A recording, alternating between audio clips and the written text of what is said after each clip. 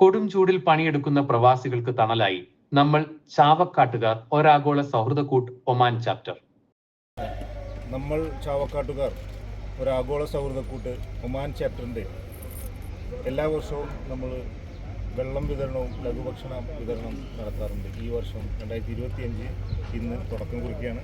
മുൻ വർഷങ്ങളിലെ പോലെ ഈ വർഷവും കടുത്ത ചൂടിൽ ജോലി ചെയ്യുന്ന നമ്മുടെ സഹോദരങ്ങൾക്ക് വെള്ളിയാഴ്ച ദാഹജലം, ശീതളപാനീയം, ലഘുഭക്ഷണം എന്നിവ വിതരണം ചെയ്തു.